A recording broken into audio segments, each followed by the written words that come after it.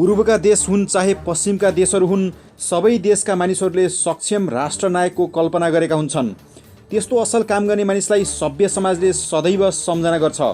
जर्मनीका एकीकरणकर्ता Bismarck, केन्याका राजनेता Jomo Kenyatta, चीन एकीकरण गर्ने सम्राट ह्वाङती, अमेरिकी राजनेता जर्ज वाशिङटन र अब्राहम लिङ्कन, दक्षिण अफ्रिकाका नेल्सन मण्डेला र नेपालका राष्ट्र निर्माता पृथ्वीनारायण शाह आदि झैँ राजा महेन्द्रका बारेमा नेपाली वर्तमान युवा पुस्ताले चासो लिइरहेको पाइन्छ। त्यसैले राजा महेन्द्रको दर्शन, आदर्श, सिद्धान्त र बाटो कस्तो थियो भन्ने बारेमा यस भिडियोमा संक्षिप्तमा चर्चा गर्ने प्रयास गरिएको छ। विदेशी हस्तक्षेप रोक्न राजा महेन्द्र सक्षम भए। उनले त्यसका लागि नेपाली नागरिकताको व्यवस्था गरे। नेपाल भारत सिमानामा भारतबाट आएर चोरी, डकैती लगायतका दुष्कर्म गर्ने क्रम बढेपछि उनले हजारौं भूतपूर्व सैनिकहरूलाई जमिन दिएर मेचीदेखि महाकालीसम्मका विभिन्न भागमा बसोबास गराए। त्यस्तै मेची महाकाली जोड्ने 1027.67 किलोमिटर लामो महेन्द्र राजमार्ग बनाउने निर्णय पनि उनले गरे। भारतलाई आग्रह गरेर महेन्द्रले वीरगञ्ज नजिक सिर्सियाबाट हेटौँडा, सिम, भन्ज्याङ, थानकोटसम्म 159.6 किलोमिटर लामो त्रिभुवन राजपथ बनाए। यस बाटोलाई बाई रोडको बाटो भनियो। विदेशीहरू पहिले दिल्लीबाट विमानमा आउँथे र पछि कहाँबाट आयो भन्दा बाई रोड भन्न थाले। 2024 सालमा अरनिको राजमार्ग बन्यो। नेपाल र चीन सडकले जोडियो। 112.83 किलोमिटरको सो सडकबाट चीनका फौज आउँछन्, साम्यवाद आउँछ भनेर भारतीय पत्रपत्रिकाले दुष्प्रचार गरेका थिए। भारतीय पत्रपत्रिकाले यसबारेमा राजा महेन्द्रलाई प्रश्न गर्दा उनले ठट्टा गर्दै भनेका थिए, साम्यवाद ट्याक्सी चढेर आउँदैन।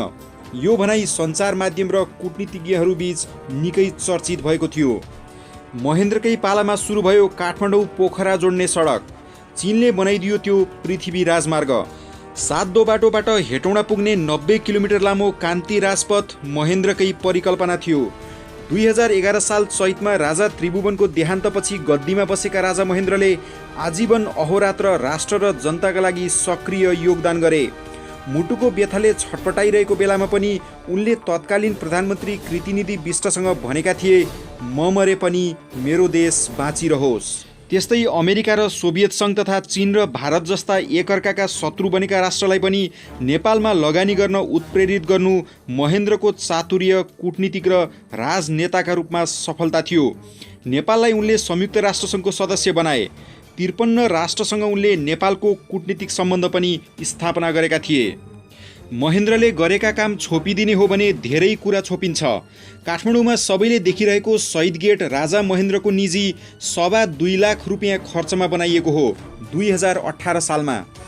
त्यस्तै राजा त्रिभुवनका नाममा स्थापित त्रिभुवन विश्वविद्यालय भवन निर्माणका लागि खर्च पुगेन भन्ने विषयमा दरबारमा चर्चा चल्दा महेन्द्रका मुमाहरू कान्ति र ईश्वरीले आफ्ना गहना बेचेर 16 लाख रुपियाँ जुटाइदिएका थिए। छोराले राम्रो काम गर्न लागेकोमा खुसी व्यक्त गर्दै गहना बेचेर पैसा दिएको कुरा राजा त्रिभुवनका ड्राइभर मरिचमान नकर्मीले 35 वर्ष अघि भनेका थिए।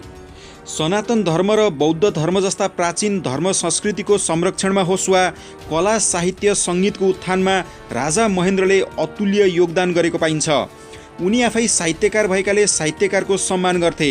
राजा प्रताप सिंह शाहले पहिलो बुद्धिजीवी सम्मेलन गरे झैँ महेन्द्रले चितवनमा साहित्यिक सम्मेलनको आयोजना गरेका थिए। साँझपख ग्यास बत्ती बालेर कवि गोष्ठी गरिने कुरा वृद्ध साहित्यकारहरू सुनाउँछन्। यसैगरी नेपाल राजकीय प्रज्ञा प्रतिष्ठान स्थापना गरेर राजा महेन्द्रले विद्वान विदुषीहरूलाई सक्रिय गराएका थिए। त्यसबेला प्राज्ञ बन्न कुनै राजनीतिको बिल्ला आवश्यक थिएन, योग्य भए पुग्थ्यो। त्यसैले मूर्धन्य स्रष्टाहरू त्यसमा समेटिएका थिए। त्यसैगरी राजा महेन्द्रले नेपालमा विश्व बौद्ध सम्मेलनको आयोजना गरेका थिए। संयुक्त राष्ट्रसङ्घका बौद्ध धर्मावलम्बी महासचिव ऊ थान्टसँग राजा महेन्द्रको घनिष्ठ सम्बन्ध भएकाले राष्ट्रसङ्घले लुम्बिनीको विकासमा ठुलो मद्दत गरेको पाइन्छ। शाह वंशका 5 जना राजालाई राजबन्दी सरह बनाएर जङ्गबहादुरदेखि मोहन शमशेरका राणा प्रधानमन्त्रीले 104 वर्ष आफ्नै खुसीले शासन गरे। कतिपयले 240 वर्षको शासन भनेर पृथ्वीनारायण शाहदेखि पछिल्लो कालखण्डसम्मका सबै राजा अपराधी हुन् भन्ने आरोप लगाएका छन्। तर यथार्थ फरक छ।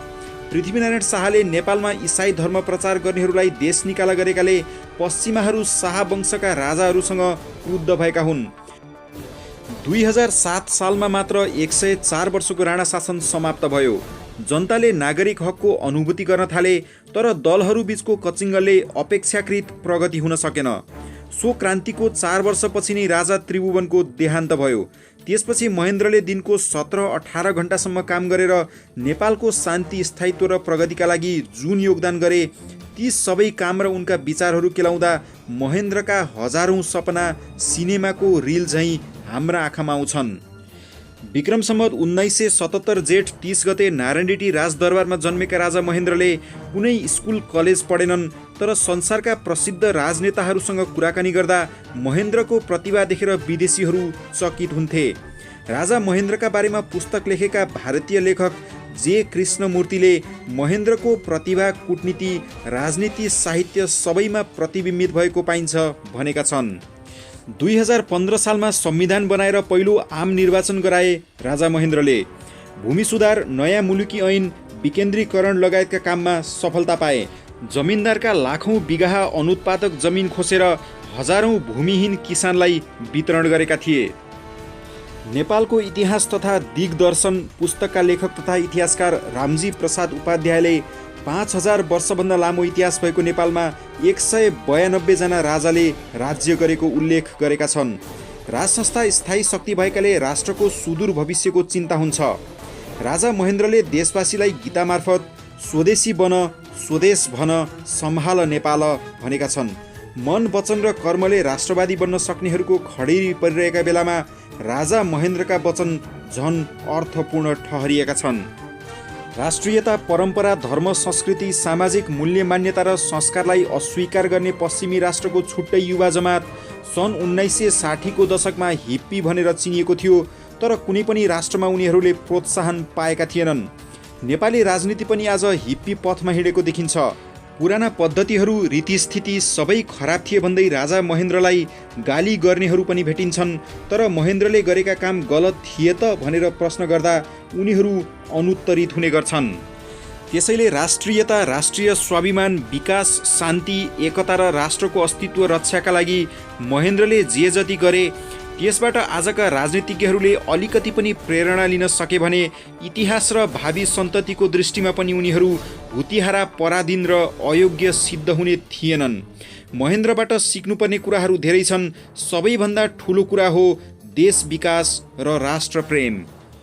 विश्वका 50औं राष्ट्र भ्रमण गर्दै नेपालसँग सम्बन्ध स्थापना गर्नेदेखि लिएर मेची महाकाली पैदल भ्रमण गरेर महेन्द्रले झुप्रा झुप्रामा बस्ने लाखौं नेपालीको सुख दुःख बुझ्ने प्रयास गरेका थिए।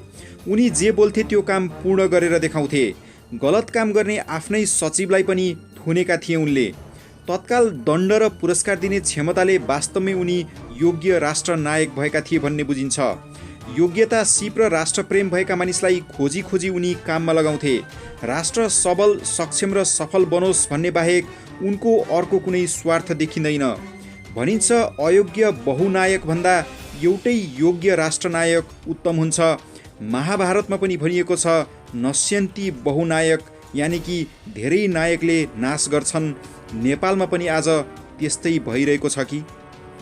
यो भिडियो नागरिक दैनिकमा प्रकाशित युवराज गौतमको लेख साभार गरी तयार पारिएको हो।